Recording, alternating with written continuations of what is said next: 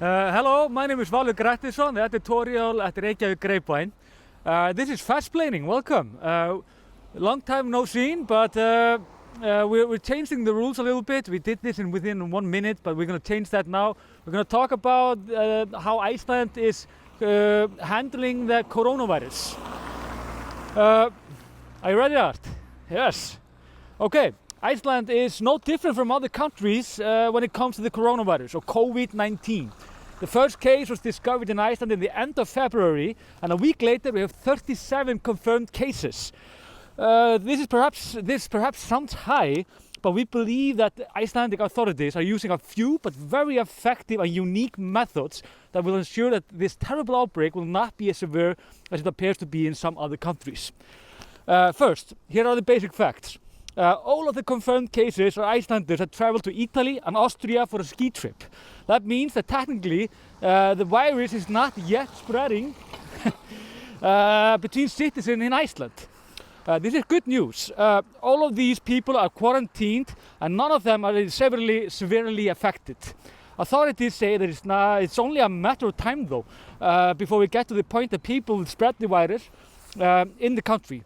But they believe that these first measures will ensure that this outbreak will not be as severe or serious, for example, in Italy.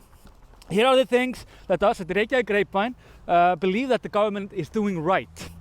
Number one, and this is incredibly important, is complete transparency. The Directorate of Health, the police, the Red Cross and others connected to the outbreak are having daily press conferences, even if there is nothing new happening.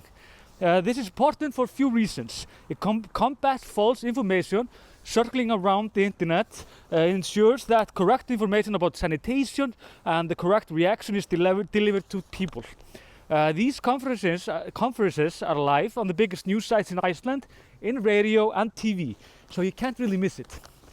Number two, people actually get paid for being quarantined. The government is in association with the Confederation of Icelandic Employers and the unions in Iceland, and they have come to an agreement to pay people salaries for being in quarantine. Sounds nice, right? And what's more, it doesn't affect their sick leave at all. It's vital that people stay in quarantine, for the risk is that the whole company needs to shut down if an employer breaks his quarantine. This is also logical, because breaking it, knowing that you are contaminated, is illegal, and you can get a hefty fine or even a prison time for it. Number three, coordination between institutions. Sounds simple, but it's almost never like that. This is incredibly important. Healthcare workers, police, the government and others are working closely together, and they are doing the heavy lifting. They have tested 368 people for the virus and around 400 are quarantined. Proportionally, for example, in the USA, it would mean that government would have checked and quarantined around 350 and 400,000 people. So for Icelanders, this is like a huge operation. Number four, and this is kind of related to the point about transparency. Alarmists and conspiracy theorists are not given any platform in this crisis in the media. One of the biggest problems with this first virus in the age of the internet is misinformation. Those that are spreading false information are met with very critical thinking, and the population of Iceland is much better at separating nonsense from real facts because of the daily conferences. That's it.